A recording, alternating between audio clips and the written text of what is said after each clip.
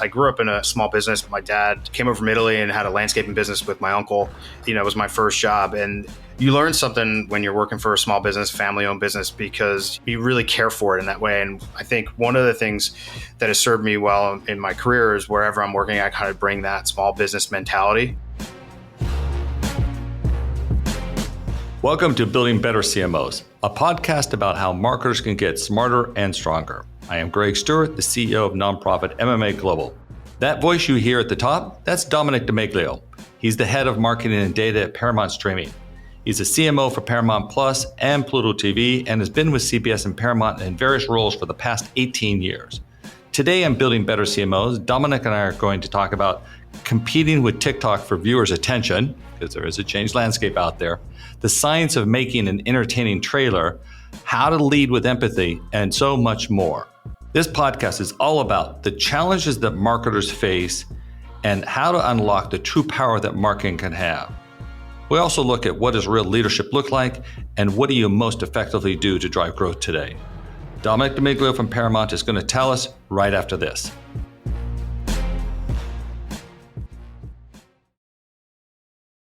Hello, everyone. This is Greg Stewart here with Building Better CMOs, and I'm here with Domenic DiMeglio from, well, Domenic, you're not really just Paramount Plus. I know you from Paramount Plus, but it's really a much bigger role within the company because I think you handle all of your CMO, but also head of data for all streaming services, of which there are many.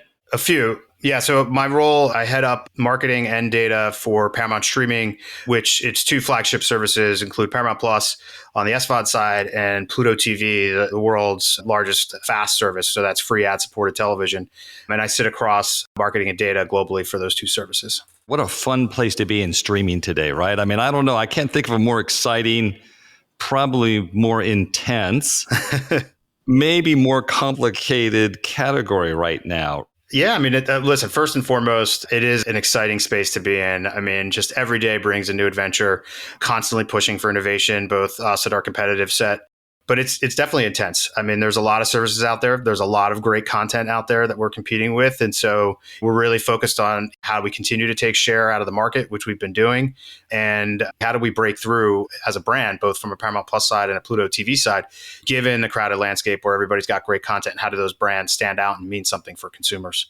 Yeah, and it's not like you're not up against some insignificant people. I mean, I'd say at least once a week, it appears that Bob Iger is talking about Disney's streaming strategy. So if the CEO of one of the biggest entertainment companies in the world is taking the time to bring the world up to speed, and Wall Street Journal is writing about that, this is a big deal. Yeah, we think so. I'm obviously biased working in streaming, but I do think it is an important part of any entertainment company's future. It's not the only part by any stretch. I think, frankly, what we've seen work really well for us is we take this one Paramount approach is really pointing all of our assets working together in harmony, whether that be how we support theatrical titles through their windowing life cycle to the way the company overall supports our streaming initiatives and launches, really trying to point everybody in the same direction and to really lean into our advantage because we're not singularly streaming. And so having such large reach on traditional television, having a huge theatrical business that's been pumping out a ton of number ones the past few years, and then everything in between in terms of our ability to reach consumers. I think the other thing that the company probably doesn't get recognized for as much as it should is just our reach and engagement in social. The company for many years has really been working on nurturing fandoms around our key IP and franchises.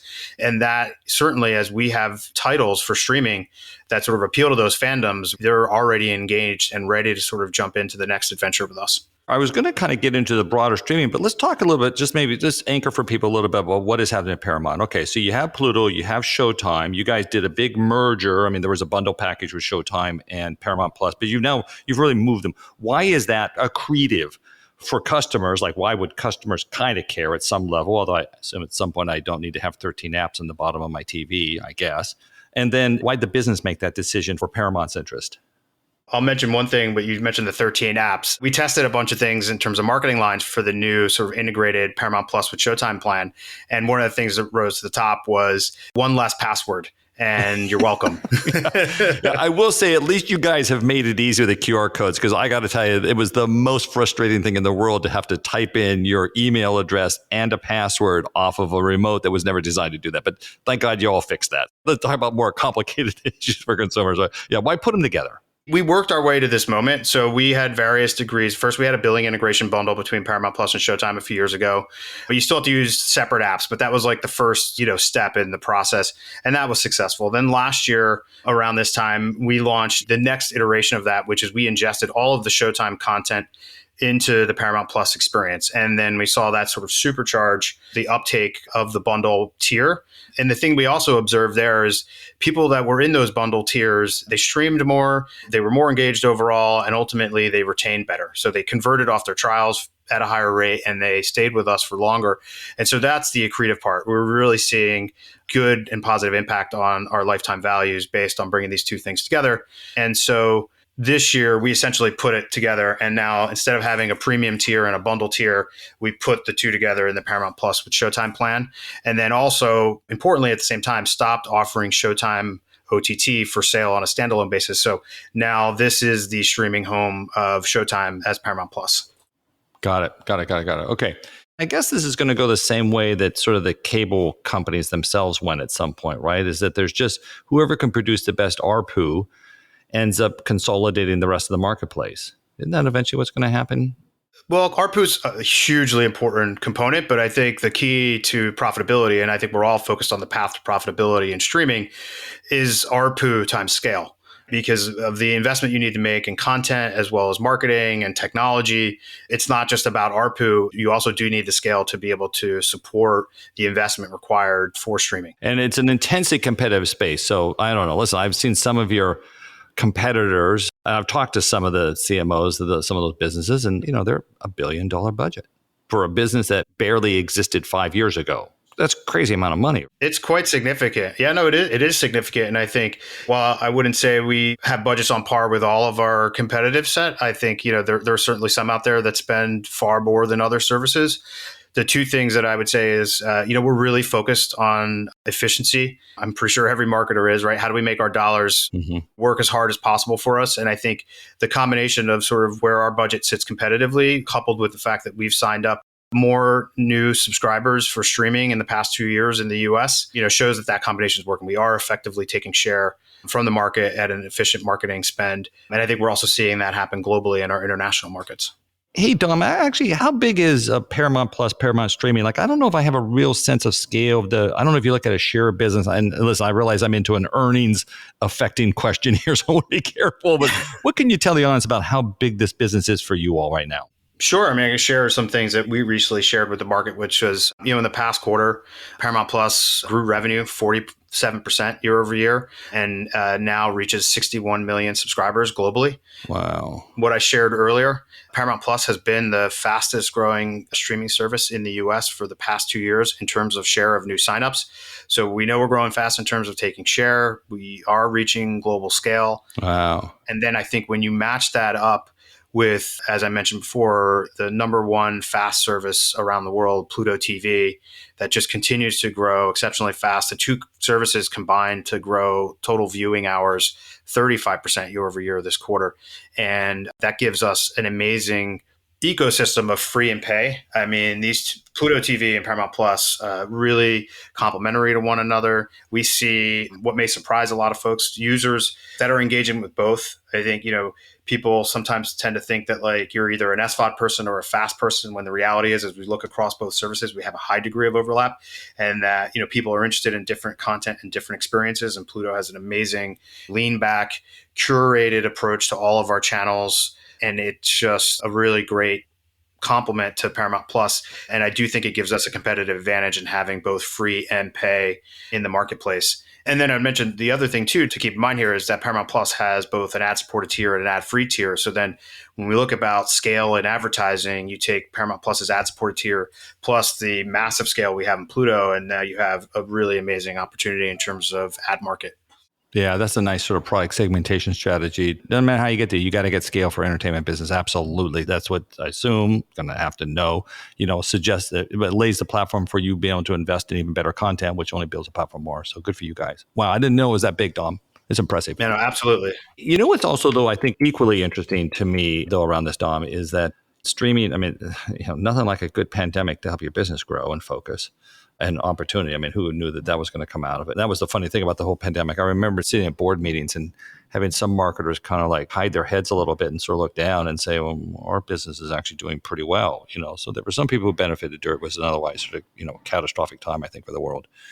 But a question for you is, would you know the stats about what's happened to streaming and the shift in behavior from, broadcast? I don't know, either cord cutting kind of dynamics, one way to look at that, or just the sort of shift in time spent. What has happened over the last 3-4 years? I mean, you've seen a continued shift in time spent to streaming with each passing quarter. I think the share of television minutes consumed by streaming is growing. That being said, I think the important thing to keep in mind is that traditional linear television is still a monster in terms of overall size. And then I think the other thing that's important, especially for a company like ours that sits in both places, is streaming is also a hugely important driver of growth for those traditional broadcast and cable shows. I mean, within Paramount Plus and also for Pluto TV, we have current seasons of CBS broadcast content. We have it in Paramount Plus next day, as well as the back seasons. And so things that are huge for CBS, like NCIS or Survivor, or there's past season Fire Country, are also huge within Paramount Plus. And we partnered this past year with our colleagues over at CBS to really try to make Fire Country a priority. And it was a huge hit for CBS on broadcast. And then it was the number one season of a CBS broadcast show for us last year in the service. So it was just a hit across the board. So I do think while we talk about streaming and share of time in the space when we think about it, streaming versus television, I also think that for us, it's really around how do we, again, take advantage of our broad distribution and make these shows and movies as broad as possible.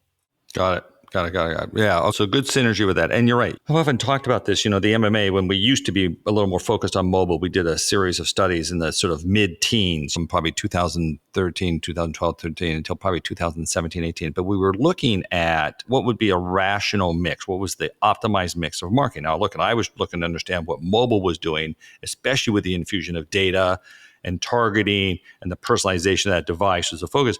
Here's the stat, though, and we talked about this at the time, so I have no incentive to give this stat. I'm not supporting anybody in the part of the industry when I say this. So just to be clear, I have no bias here. Linear television, in the studies that we looked at, linear, broadcast, untargeted, undata-infused linear television should have been around 45 to 65% of a mix. And again, that's as little as 6-7 years ago, which is not a long time, but not that long ago to have had a dramatic shift.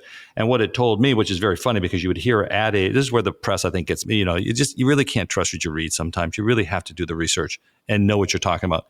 The media would come out every year and they would talk, and I'm sure it was plants by the media agencies, television's getting too expensive. And it's like, no, if you're 45 to 65% mix, you have audience and you're the deal of the century. It was underpriced. No matter what pricing went up, it was underpriced. But you never heard that. You never heard that go on unless you did the work. So no, you didn't. But I remember the legendary head of research for CBS for many years, Dave Poltrak. Dave Poltrak, famous, an icon. Yes. For sure. And he was a great person to partner with, over the years I've been at the company. And, I think he had done a lot of studies. And I think, one of the things, and this is probably maybe a little bit longer, further back than some of the dates you're talking about. But, brands that had stopped spending on linear television saw a huge hit in their sales and came back to TV. And I think that was something that our linear teams definitely used to help in their sales efforts at that time.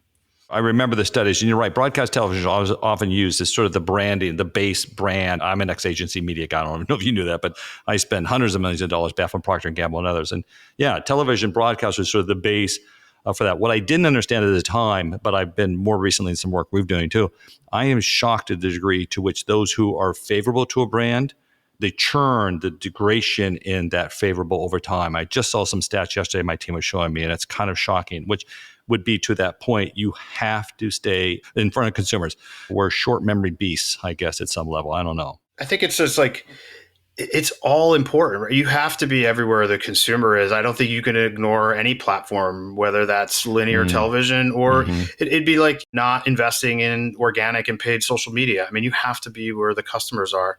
And so I think every platform is critical. And then also, I think for each, depending on what you're marketing and what your product is, I think your mix will shift a bit, right? Like, so for example, in streaming, being in television is really important. We want to reach entertainment fans. We want to reach sports fans. We have an amazing sports offering in the service, including, I think, two really marquee properties with the NFL on CBS, including the Super Bowl this year. We'll be streaming in Paramount Plus. And then from a soccer perspective, we have the exclusive rights for really the most prestigious club tournament in the world, the UEFA Champions League. And so being in those environments is super important for us. And then, as you might imagine, as a streaming business, also making sure you're really present on connected devices and smart televisions. Being in front of the consumer when they're making a decision of what to watch that night is really critical for brands like ours. Hey, let me ask you another question. I hadn't thought about asking this in advance, so I didn't give you this one. So, sorry, not a setup question. I just thought of it. You know what you're also competing with too now, funny enough, which didn't exist 4 or 5 years ago, are short form video in the case of Facebook's Reels or in particular TikTok. Yep. How do you guys look at that sort of short form competition for people's attention to video content at the broadest way? I mean, I think you've got to look at it. There's two sides of the coin. Of course, on the challenge side, it's more competition for time, right? I mean, ultimately, we're in entertainment or gaming, we're competing for users' time and attention. Yes. And so obviously engagement there certainly takes away from hours they have left to watch, scripted television and movies, et cetera. But I also think the other side of that coin is it's a massive opportunity. I mentioned sort of our investment engaging fans and fandoms in social. And so I do think bringing your best to engage on those platforms with content that feels native and authentic to those platforms is a great opportunity for our brand and our content. You're not here to announce Paramount Shorts today, right? That's not coming out? No, we don't have that to announce today. Okay, good. That was you would have shocked me if you'd actually said just that. Okay, Dom, let's get into the big question, the whole thing around building better CMOs and the focus of what this podcast tries to always go after. And by the way, I should have set this up, right? You come from finance, right? You were a finance guy, Richard, yes. Right? Yeah. Okay. Perfect background for doing performance-oriented marketing, certainly. And you broaden your brand guy too now. So I know that some of that history. But as you look out in your experience and exposure, what do you think marketers don't necessarily get? What do you think either they get wrong? What do they maybe not fully understand? What do you think they would be, if you were to, as you give your teams maybe advice, like what do you look at given your own personal perspective on things? What I would say is, and I don't think it's necessarily what they don't get right or totally understand, but I do think, especially as it pertains to what we do in entertainment and streaming, I think a lot of times all the focus is really on these like hero flashy campaign assets, like your big trailer and your key art, which by the way are hugely important. Of course, like they've got to be exceptionally strong, but they're really the tip of the iceberg. And there's so much that happens below the waterline or the surface level, if you will, in terms of all of the testing and the insights that go into how effective those assets are. The creative variety you need both in just a range of assets, but also variations of copy, just the hundreds of assets you need to sort of fulfill and being able to be on every platform like we've talked about, as well as just everything that happens in managing the customer lifecycle as part of that process. There's just so much. I mean, we can go on for a while, but there's just so much that goes into successfully building and managing and executing a campaign that you don't necessarily see beyond those flashing moments. But they're really, I think, the key in success or failure is being and executing from top to bottom. So taking that for a moment then, I think what your point kind of is, and you and I talked a little bit about this then, is that do you think people get attracted to marketing thinking about their creative brains and the fun and excitement of producing a very visually stimulated, engaging, often, there's a big focus in marketing around emotionally driven ads or emotionally evoking ads, I should say, and communications.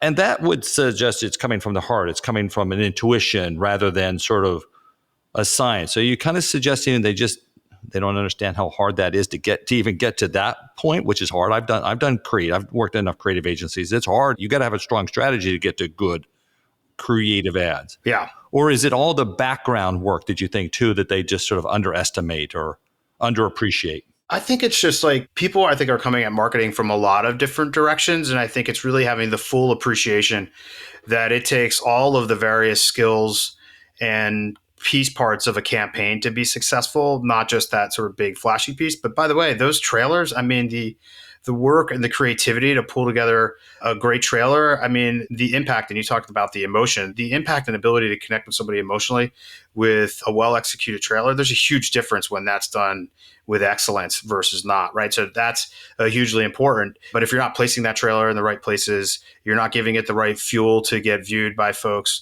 like then you're also letting it down. And that's why I'm talking about everything comes together. It's like kind of like if you're baking a pie, all of the ingredients are critically important to that pie tasting good.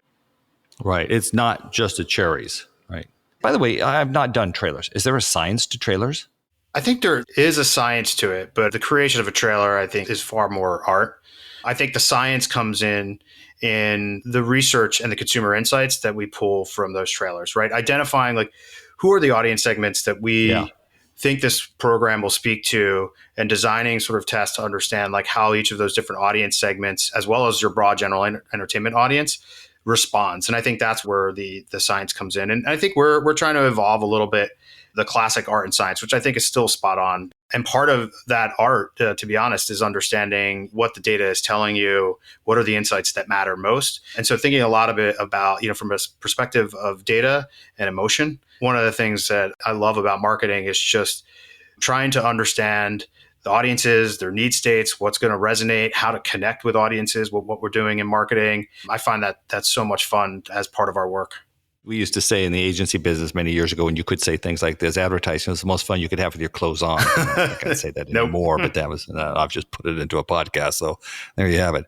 Listen, Dom, do you have an example of a trailer that, that maybe the research told you to go one direction on it, which was maybe felt somewhat counterintuitive? I mean, I've seen some of this stuff in the press where they're like, well, you think this is the viewer, but you're really attracting this. And so the trailer was developed for this audience in this way.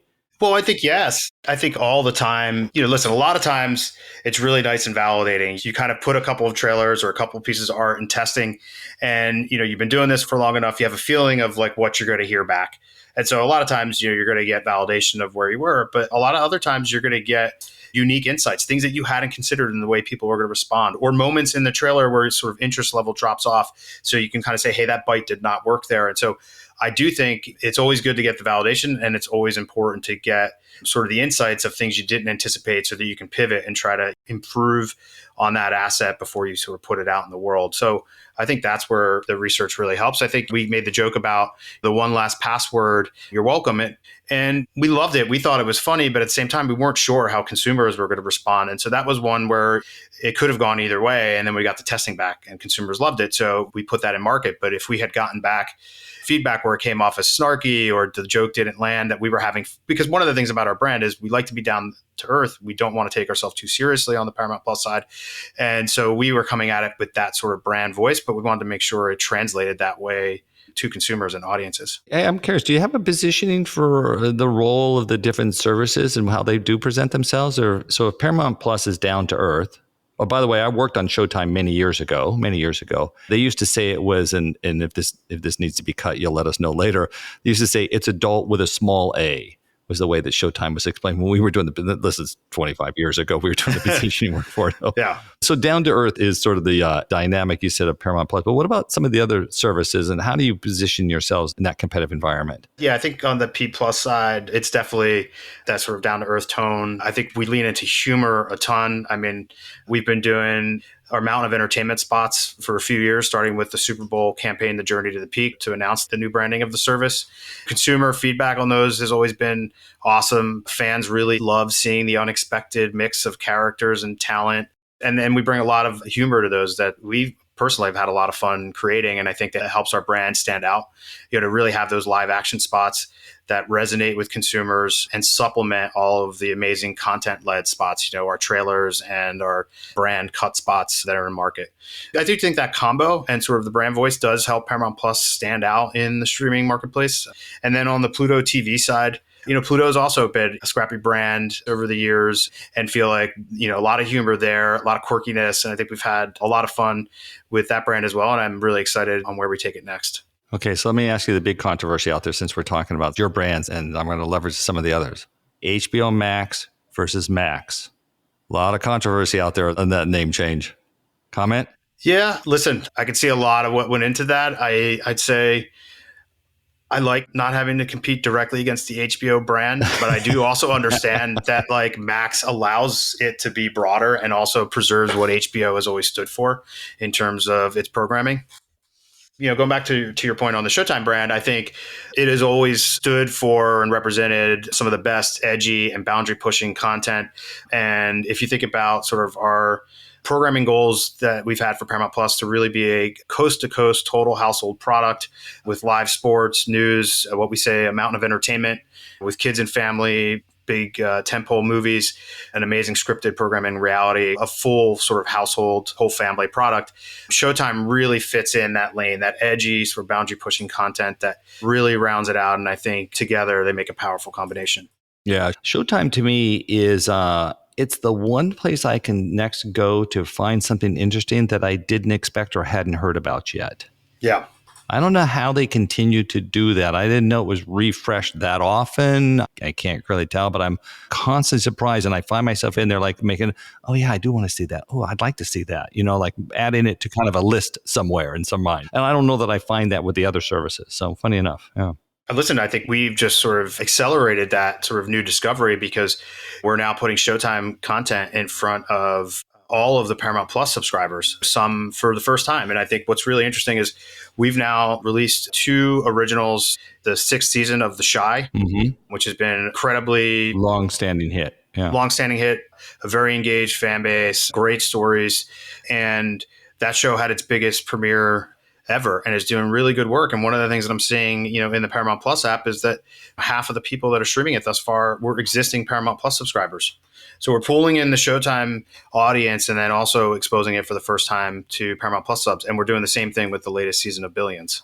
Wow. We love Billions. Billions. Really, one of the best shows ever. And Axe is back this season, the final season. So, oh wait, is Axe back? That's right. It's funny. Yeah. So you were paying attention to your research. You saw I drifted off. Without Axe, it just wasn't that good for him. I think you're gonna like season 7. Okay. I'm in. When does that go? We should tell. You and I are not doing promos, but when does that start? When does it kick off? It just debuted, so you're just in time. Good. Okay, everybody. If you haven't seen Billions, I'm constantly surprised when I find people haven't seen it. Like that's just nuts. It's really some of the best television there's ever been. Just compelling. Characters are great. Love it all. Yes, it's a great show. And in fact, you and I'll come back and talk a little bit about Wendy here, that character in there a little bit. I think in our next part of our conversation here, if I remember right. Okay, so let's talk a little bit more about some of this below the line that you're having to do and some of that what people don't kind of see. So how can we approach that? We could take if you're producing a campaign for some particular thesis, maybe talk about the complexity of having to create the multitude of assets, whether it be sizes, channels, and everything that you find today, or maybe it's around sort of some of the complexity around measurement. I mean, I got to tell you, I'm an expert in a lot of those areas, and I don't know how you guys do it nowadays. I think the biggest thing in terms of how we do it is we are lucky to have a team with folks that have deep expertise and experience in those areas. We run, for example, within our team, our own trading desk, so to speak. We've got programmatic traders that are doing all of our performance-based programmatic buys. We handle all of our own SEM work, both from the copy, the assets, the buying and bidding itself. We're managing all of our social paid campaigns. So really those 3 things, within a performance-based buying agency within our team that also oversees our data enablement, all those segments, and sort of just the complexity of those campaigns, the number of line items, the number of creatives is incredible. And obviously, the more you can automate, the more you can lean into sort of machine learning tools and AI to help customize the more successful results you can drive. And so that's definitely a huge area. And I think one we've been investing in for over a decade within our group, and feel like that's a best in class bunch that definitely gives us a competitive edge.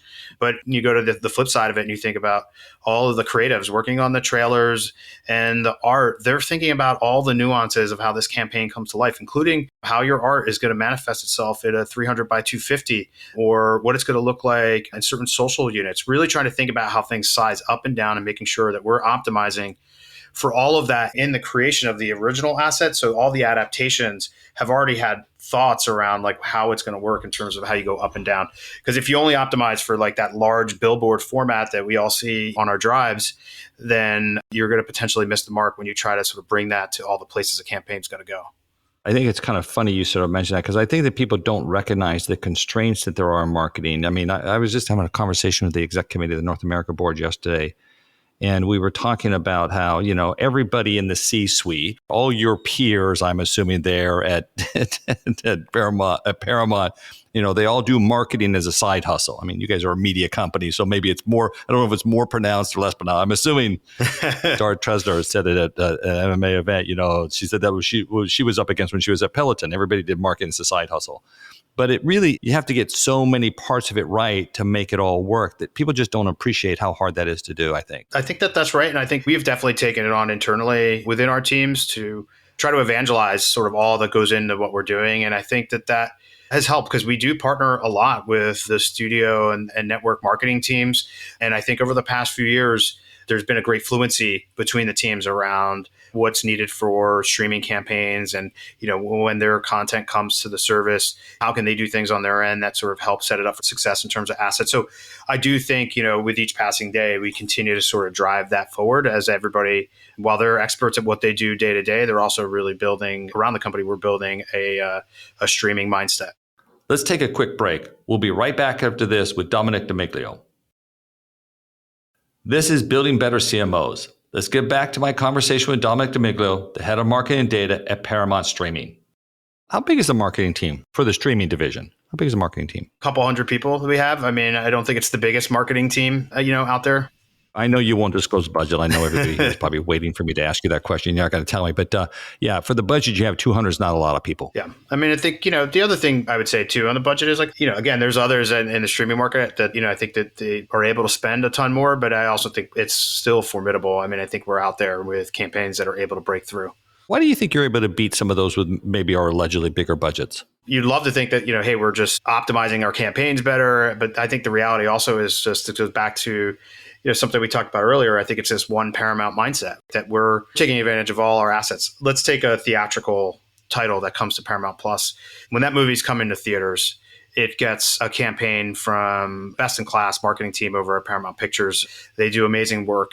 And so they're creating all the awareness and excitement to support the theatrical window. And then at a fast follow from there, typically we do a home entertainment window for probably say 2 weeks where you can buy the movie or rent it at a premium VOD, like at a $20, $25 price point for those things. So that's in there for a couple weeks, and they do another little marketing push at that moment. And then we come in with our campaign and we're taking the benefit. We're usually around the 45-day mark.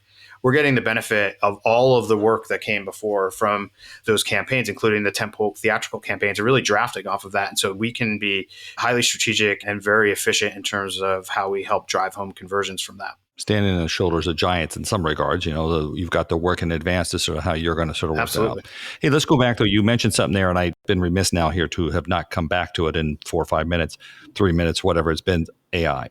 So Dom, talk to me a little about applying AI. And I think, listen, the board, we're going to have a big board meeting come up here very shortly, and I will be telling you all about an AI coalition that we're about to launch. By the time this podcast goes live, it may have already launched. But tell me how Paramount Plus is looking at that, you and your team. For sure. And just speaking of the MMA, I'm also excited to be a part of the AI committee and, and where we're going to take that work. Yeah, we have such an opportunity to lead the industry into a whole new level of greatness. Yeah, I'm beyond ecstatic about this. Likewise. Go ahead. Yeah, no, and I was just talking to our CTO. I mean, I talk to our corporate CTO all the time about this. Like, I think we are trying to be forward thinking. I think, there's also a couple ways like to think about it. I think there's been I guess people are calling now traditional or core AI, which is like the machine learning that we've really been deploying, frankly, for years, whether it's dynamic optimization of creative and copy, all of the machine learning that goes into our recommendation engines and our customer journey management, that we're leveraging that. But I do think, obviously, it's just a game changing, maybe an understatement, era that's sort of been introduced with generative AI. And so Gen AI, and I think frankly, I think still so early days. I think we're doing a lot of learning, but there's tons of opportunity. I certainly think of on the marketing and the creation side of what we're doing, as well as optimization. And really, we've got a lot of folks on the team that are trying to push that ball forward and want to be evangelists and experts. So again, early days, but I think we're certainly going to be pushing forward and trying to understand how to best harness the benefits and power of Gen AI in what we do in both marketing and data. Well, because you've been in the board meetings, but we found we're doing this consortium of AI personalization. Probably the most powerful thing I've seen that's so, at many levels, unbelievably simple. Applying AI is still complicated. Like, how do you even get your agency to write a creative brief against, when you want multiple ad units? And you're right, nobody's doing generative AI for creative yet. None of us has much control over corporations to pull that kind of stunt yet. But it's incredible. We went into that consortium and we were trying to, just for the audience, we were doing personalization of creative, taking many creative assets, reconfiguring them on the fly, and then matching them up against hundreds of thousands of contextual opportunities to see if we could personalize based on context. It was kind of done in the light of, we were expecting to lose cookies when we were first looking at this. And we went into it, and we told you all, you remember at the board meeting, we told you like this, and we'll probably look at plus 50%, give or take a little bit gains in marketing performance. And now that we find out the gains can be we've seen anywhere from 137% for ADT to 259% for Kroger's. It's crazy. I never would have expected that. It's just astonishing. We also, and I won't name names on this one, but one of the brands got 0. But we understand you learn as much from a failure as you do others. So I love that data point too, because it guides us. And by the way, it was not enough personalization was the issue there. Personalization matters. Well, I always thought it was AI's contextual placement that did it. And that's what we've done that kind of thing for years, good placement. But this, when you add personalization to it, changes everything. Yeah, very powerful. Yeah, no, agree. And listen, I think you're speaking to lots of different audiences, especially when you're thinking about broad-based entertainment, but even sort of a big blockbuster movie or a tentpole series that's very broad and cuts across audience segments. I think there's still such opportunity to find those things that are going to allow different subsegments of that audience to connect with that content, because it's not a one size fits all. I think that's where both the upfront research that we do, as well as the ability to sort of optimize your creative as the campaign gets going, is a very powerful combination. Yeah, tell me. And listen, at some level too, I have often found it's offensive sometimes what we do with ads, and the degree to which we run the same ad in the same pod, or that we don't target ads. I don't need to see ads for so many products that I'm just never going to be in the customer set. I've often said that the problem with advertising is that we were teaching consumers to ignore advertising because we're not making it relevant. So it just behooves us to get much better as an industry, out of respect to consumers, whether they think they want to see ads or not, or they want to understand the trade-off here is that, it's ads for free content. Everybody, let's remember what's going on. Doesn't mean we have to be rude about it. No, I'd agree. I look at that from two ways. Obviously, the classic reach and frequency management is important, but it also goes back to something I mentioned earlier, which is customizing your creative for the platform you're on. So like if somebody is engaging with you on YouTube Shorts or TikTok, they're actually not getting the exact same thing. Yeah. Listen, I think about that from all angles. As part of my role when I was the head of operations for the CBS Interactive business for years, ad operations and ad experience were part of my remit. And I still oversee sort of the ad experience component because it's part of the customer experience. And one of the things that we always prided ourselves on was we really wanted to replicate the ad experience that you saw on broadcast television. You didn't see the same ads. You didn't have the same categories in a pod. The number of repeat ads, even within an hour-long episode, was managed. And so we really tried to deliver a truly phenomenal user experience because, frankly, when you're streaming a full episode of content, the ad experience is part of your point of view of how well that content played. And so if you get a poor ad experience, it's going to take away from the user satisfaction. And so that's just something we can have from a user perspective. And certainly want to make sure we're creating best in class ad environment for our advertisers. Yep. Okay. So listen, let's shift here. You kind of set us up for this a little bit earlier. We'll come back to it. So, you and I had a really interesting conversation before on this, not to put too much pressure on either one of us. But the next part I always like to kind of just acknowledge, is not just the easy parts of the job, but sometimes the challenging parts of it. Like I said, what do marketers need to be better at? So my next area here is, listen, Dom, you went from a finance guy to, an EVP CMO. And EVP is a pretty big title in every company in the land. And you're playing with some of the best and smartest and most driven people within the entertainment business and within your own company. It's not necessarily easy to get there, and it's not even easy to be successful within those environments. I just saw there was a reshuffling of one of the big board member companies' exec teams just today in the Wall Street Journal. Were you always driven to kind of have a senior executive position? Is that where you were oriented? Were you always driven to do that? And how do you think you successfully got to the role you did? And by the way, just put that you've been in Paramount a long time, right? 20 plus years? Yes. I started at what was CBS Digital Media in 2005. So coming on 18 years here at the company in one form or another. Yeah. And as you noted before, I did start in finance. I was always interested in sort of operations. I grew up in a small business. My dad came over from Italy and had a landscaping business with my uncle. It was my first job. And you learn something when you're working for a small business, family-owned business, because you really care for it in that way. And I think one of the things that has served me well in my career is wherever I'm working, I kind of bring that small business mentality, just in terms about thinking about what's best for the overall business. And we've been in an industry that's been in transformation for quite some time. And I've worked in, especially at my time at this company, I've always worked in digital, and I've been working in streaming for virtually the whole time. And as part of that, we knew that we needed to be innovative for the future of the company, but also as we were also helping be disruptive in the right ways, that we were thinking about things from an ecosystem perspective. So always, anything we did in those days, whether it's a new distribution model or whatever, even when we launched what was the predecessor to Paramount Plus, CBS All Access, we did so in the context of what was this going to mean for the company in the aggregate, right? Hey, we can make this thing successful, but if we're pulling people from another place, is it going to be accretive? And that's a mindset we've always taken. And I think that's what served us well as we've sort of moved to Paramount Plus and how we execute with Pluto TV. I think that both of these businesses are truly accretive to the overall Paramount global ecosystem. And we have that mindset as a team.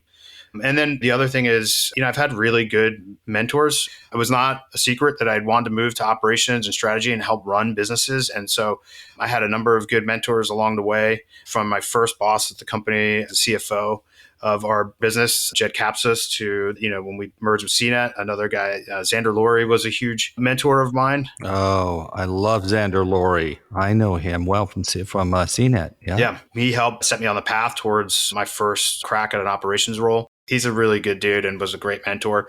And then I got a chance to work for Anthony Su, who had come over from his startup and gave me my first shot in what was the entertainment and lifestyle group. And that's the team that's now this Paramount Plus team that I started with just a handful of analysts. And those handful of analysts are now the sort of Paramount Plus and Pluto TV data and insights group. Some of that obviously came. Pluto team also had its own data team that sort of plugged in, but now it's that combined group. And then when we were launching CBS All Access, I did the partner marketing. I was doing distribution, like our home entertainment business, and our distribution partner marketing for our ad-supported distribution. And so I got tapped to build the marketing team for All Access. And that's the thing we built from the ground up. That's now this Paramount Plus team. And now I'm fortunate enough to sit across both Paramount Plus and Pluto TV. And we just have top-notch talent and leadership. That's the other piece. It's your own hard work. It's the mentors that open the doors for you. And I would say the last couple I'd be remiss not to mention is I got a chance for many years to work with Mark Debevoise and Jim Lanzone that were incredibly influential in my career. Now I'm having the chance to work with Tom Ryan. It's just an incredible entrepreneur and leader. And so I've been really lucky on the leadership side and the mentorship side, and then also been really lucky to get to work with great teams and great colleagues. So those are kind of the ingredients you need. Yeah, Mark's crazy brilliant. He's the nicest guy in the world, but crazy smart. I've talked to him. It's like, oh my God. And listen, I get to work with some pretty smart people. So if I'm calling out somebody, there's a real difference there. And Lanzone's amazing. I mean, he's been around for years. He comes out of the whole CNET group too, doesn't he? Isn't Jim Lanzone from there, or just friends of? He's a startup guy. Yeah. He had a startup clicker that was acquired by CBS Interactive to bring Jim on as the leader. Okay. I attribute a lot of these guys, Xander and others I knew through Shelby Bonnie, who was the founder CEO of CNET, who's, I just think, one of the men amongst men to me, one of the greatest people I've ever met. Okay. So listen, so here's the deal. Dominic, here's what I get. So part of it is that you were embedded in sort of a caring for the business that not most people get at some level, right? And also too, when you work in a small business, you realize that your effort matters. I notice this a lot with big corporate people, is that they just don't kind of get that what they do makes a real difference in a small business. Mm-hmm. I think it's a disservice for people from large corporate America. So you got that. You work with great people. And I suspect also too, Don, for whatever reason, they've treated you well, but also you've stayed in there with them and delivered, and they trust you to do what needs to be done. And I think a lot of people, they don't appreciate that, I guess, at some level, like that sense of trust. Yeah. Well, and it's something you've got to earn over time, right? I built trust in sort of me and sort of my abilities to then give comfort in offering me new opportunities and maybe things I hadn't tried before. Mm-hmm. And so building that trust, I think, is immensely important. But then go back to what you said before in terms of a lot of people in big companies not understanding their contributions matter. I mean, but I think that's such a critical part of management. I mean, it's all of our jobs as managers to ensure that our teams understand what they do matters and making sure they're getting feedback when they're making an impact. And also that we're creating a space that they feel like they can try things and fail and make mistakes, and that we're creating that room as well to foster innovation. So I do think that a lot of that falls onto management. And I do think at the company here, starting with our CEO, Bob Backish, I mean, I think he sets that environment up around the company. And I also get the sense that our brand presidents and chief content officers within their studios do the same. Don, do you think it's maybe some part of setting an example? Is it setting into KPIs with people? Is it sort of being, I don't know, is it a tone or direction or input or reflection feedback you give that you think makes a difference? I would say I think it's all the above. I mean, certainly any leader, we need to lead by example. It's the classic, if you're a parent, it's hard to tell your kids, do as I say, not as I do, because they can't help see but what you do. So I do think leading by example is really an important element. I think leading, for me personally, what has worked, leading with empathy and really trying to understand people. We talked about the emotion and understanding audiences. Well, I think as a manager, trying to understand your team members, where they're coming from, sort of what their experiences have been, and taking that into account in the way you try to lead them and guide them, I think is really important. And I think the same goes for as you cross-collaborate across a big company or with external partners. Trying to understand those elements, I think, are really important to building successful relationships and outcomes. What does it mean to lead with empathy? I think for me, it's trying to understand where people are coming from, what's motivating them, trying to be understanding when things go wrong. Listen, we all make mistakes. We all have our bad days, and trying to be understanding of those types of things and to help give people space to really bring their best work to the table. I think some managers are a little distrusting that people are really showing up to do their best work. I don't hear that in what you're saying. I mean, maybe I've been blessed. I think we've got a team, even as it's scaled over the years, we've really had this sort of like down to earth joke. We call it the GSD sort of mentality, but get shit done. Nobody's too big for any task. Everybody's willing to roll up their sleeves and help someone out. And so some of that I think has also helped because we've kind of latched onto that mantra that, we're really all here to get things done, try to solve problems. Like I said, we're going to make mistakes. It's how we respond in those moments that matter most. We actually did T-shirts a number of years ago for one of my companies, and it was basically that idea was get shit done. Yeah. Yeah, because if you don't get stuff done, and by the way, I think what people don't appreciate too sometimes is how hard it is to get things done. Yeah. There's so many distractions, whether it be from your own head, from the million other things, the emails that are the barrage of text messages that I get nowadays, or Slack messages or anything else that's coming in.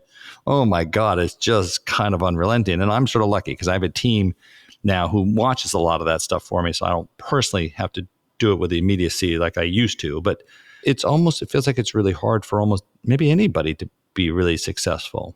I don't know, maybe. Well, I mean, I think that's another component of leadership. I think part of what I see my job and the leaders on my team's jobs to be is prioritizing, helping prioritize. And so, bringing order to all of that noise, because you're right. I mean, there's just so much coming in at any given moment. And then the other thing I tell people all the time is like things are going to go wrong. Like our plans aren't going to go according to plan. And again, it's, how do we innovate our way? How do we problem solve our way around those things? I think those are critical elements of being successful. Funny, it feels like the kind of work at home thing that's become such a popular flashpoint, I guess, at some level between employer and employee over the last few years. I think that's born out of a little bit of mistrust, or that we don't create the systems or the processes to really support people to be focused. I mean, we know people are still getting distracted. I personally don't like to work from home because I find it a distraction. I don't need to deal with the dishwasher repair if I can help it. So I don't.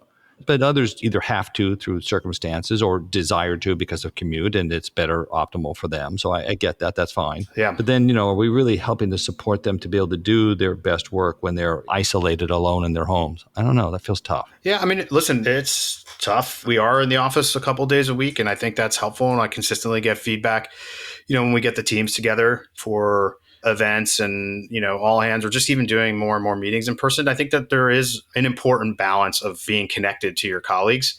But, again, I think it puts a lot of pressure on managers, like your direct manager, to really understand like how productive you're being. But I do say, like, I think by and large, we're seeing people really lean into work from home and the flexibility that it provides, so that like if in the middle of the day you have to pick your kid up from school, that you have the time to do that you wouldn't be able to do if you were, say, in the city. Yeah. But then we know you're putting in some extra time at the end of the day, so I think that flexibility is something that's immensely valuable. Hey, Dom, your wife's a psychologist. Is that right? Yes, I don't know that's what right. title. Yeah, yes. She's a psychologist, doctor of psychology, and she does clinical therapy. But one of the things that, I mentioned to you that I find fascinating, she does neuropsych evaluation. So like if you need your kid to have an IQ test, or they potentially have learning challenges or a learning disorder, or just need to be evaluated for more time on tests and those types of things, she does that and works with families. And it's really fascinating work. Yeah, I would think so. And you certainly would feel a strong sense of really being able to be helpful to people. I'm not sure everybody accepts help. That's a different story. But the opportunity at least presents you. I don't know if you talked to her much about the business or people. Listen, I heard somebody say one time, they go, life is just about relationships and work. And by the way, work, just about relationships. I thought it was a very funny way to put it. Like, okay, I get it. I got it. I hear the message. One thing that matters. So, relationships are difficult. People have different goals. They have different agendas. They have different upbringings. I mean, a lot of things come in there, but different motivations. They got different life circumstances at the moment. I don't know. Does your wife help you? Do you keep that separate? I don't know. Where I always find it helpful is just like, I've always been fascinated with human psychology and sociology. And I think we have great philosophical conversations. I do think that like just what she does has helped me be better at what I do. Like I said before, as a manager and as I collaborate, I really try to understand people, what's motivating them, what they've been through, and why they may be showing up in a certain way. And I think that hopefully that allows me to connect better. And then ultimately, to your point, ladders back to building good and longstanding relationships. Yeah. Listen, I mentioned it earlier. I come back to it. So Billions, Wendy. If you don't know the Wendy character, I would love to have. I mean, listen, I've kind of got that now. I have a PhD from Harvard psychologist trained in organizational psych. Mm-hmm. And he is an independent on retainer for employees of the MMA. And I will tell you, the number of people I tell that I've got to shrink on retainer is shocking. People are always surprised when I say that. And I'm surprised that so many of them are surprised. Not at all, but some. And then my head of people here has a master's from Columbia in psychology for those reasons. Because I think that work's complicated. I think it's hard to show up and try to do your best work in a onslaught of life at some level. I don't know. I think we definitely have org design, and I believe some of those folks are org psychology or have an org psychology background as well. And those are incredible resources. But I also think just for us at the day-to-day, two things that really serve us well is our division has this notion of HR business partners. Yeah. And our HR BPs, it's not just we're going to HR because like there's some kind of issue. They truly are advisors, and my HR BPs are invaluable to what we try to do and how we run the team and build the team and foster the team. And then I also have someone who's been working with me for a long time. For the last 2 years, she's been in a chief of staff role for the team, which also I find to be immensely valuable. Really helps keep a finger on the pulse of the team. And I think we've benefited a ton from the creation of that role. Being a boss is a funny role. You're the only one who sees the big picture, and yet you don't see all that's going on. It's very hard, but I do think it is incumbent upon you to try to your best to sort of keep on top of all facets of what the team is going through, and then knowing where to sort of lean in and try to help is important. I think for me, I always look to see like, what can I do? I really want people to be able to do amazing work, not have to work all the time. That's a different point. To really be able to do, it does require effort. So I'm not so sure the time isn't a part of that sometimes. But to be able to do amazing work, because I think that's what you feel good about. That's what you feel proud about. That's what either builds confidence or self-esteem. And I don't think we value that enough sometimes. I feel like people have a different orientation about what creates value at work, or we get off distracted. We think that giving them snacks is what's going to make them happy. And I'm like, yeah, it's a nice showy thing, but it doesn't really, I don't think it really helps people to feel really great about their jobs. No, it's definitely a nice thing. Don't get me wrong. I mean, snacks and some cold brew go a long way, but I think you got to bring it at every element. You've got to really have a good support system. You got to really manage and help create opportunities for your teams and help them see, again, what we talked about before, see their impact to the business and let them see sort of what paths of potential futures of growth look like within the company and within the team. I think those are obviously super important. The others are kind of just nice to have in terms of like, some of the treats. Listen, I kind of get it, Dom. I think you're downstream from a bunch of really great people who have really shown you how to be a great leader. And I'm not sure everybody gets that, but I would certainly encourage that. Want to do a few quick lightning round questions here? We'll wrap things up. Yeah, sure. Ready? Okay. Who in marketing, person or company, do you admire? Can't be anybody at Paramount. You got to leave Paramount out of the question. Anybody's work out there, you go, shit, I wish we'd done that. I love that. I wonder how they did that. I don't know. Anybody? What I would say is I will start out this way. I will say, listen, I'm blessed to work with some amazing marketers within this company at every division. I've got some great partners that I get to work with day in, day out and partner with their teams. But if I'm looking outside of the company, one person that I think that I've been watching more and more because they're an amazing partner of ours. For the last year, we've been partnered with Walmart Plus, and Paramount Plus is now a benefit to all Walmart Plus members. Just got back from spending a few days in Bentonville with the Walmart team. Is that through William White's crew, or is that another part of the Walmart? It's both. There's the Walmart Plus team, but the Walmart marketing team rolls into William and spend some time with him as well. And I just think what he's doing from a marketing perspective and how the success that Walmart is having as an overall company, another industry that continues to be in transformation, I think they're just doing some really great things there. And I think they've been a great partner for us. Yeah, I've known Walmart marketing now through, I think, 3 or 4 CMOs. And yes, I agree with you. I think they're a phenomenal team, even beyond William, although William's also great, done a great job. In fact, I'll put a little plug out there that the Global Board Exec Committee of MMA has asked William if he would consider being vice chair so that we could move him up the ranks. We're not really convinced him yet. We'll work on it. Okay, well, listen, what do you think is most overhyped in marketing today? I think it's the most under and overhyped thing, but I mean, AI has got to be that thing. Everybody's coming with a pitch around AI technology and tools powered by AI. And I think there's some there in some places, but there's also, I think it's ripe with some vaporware. Yeah. That's the damn ad tech disease here in our business, which is, everybody's whatever the latest thing that mattered the most suddenly. And, they just had come up with that last week in marketing for their company. Yeah, I know. It's kind of annoying. It is a big opportunity, and we agree. Yeah. We agree. Here's a final one for you. Ready? Yep. What is the one thing? Okay, so maybe, if you want to give some thought, go ahead. What is the one thing someone listening to this, do you think, if you were to advise them to be a better CMO, what do you think that might be? One thing that somebody who's listening here can do to be a better CMO. Focus as much as you can on understanding your customer. There's nothing more important, is there? Understand them, see them, personalize to them, as we talked about a little bit. Have the insight, know what motivates them, understand what's important to them. Don't waste their time. Be respectful. I think, actually, we'll close this on. Change the front screen so I can use a QR code and I don't have to type in the email and password every time, right? Is that it? That's it. Okay. By the way, the QR code, that live activations too, incredibly valuable to having people be able to engage much easier.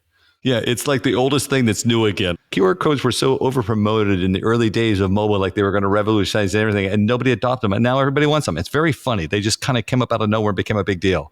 This could be totally wrong, but I do think that the pandemic and going to paperless menus, where anytime you went somewhere to get the menu, everybody seemed to learn how to use a QR code. And I have no research on this, so I could be totally wrong. I'll take that. Yeah. You see the source. I said we had to train consumer habits. Change a consumer habit. This is the funny thing about marketing. If you're a marketer, the one thing you really totally understand, I love people who think that marketers can manipulate consumers.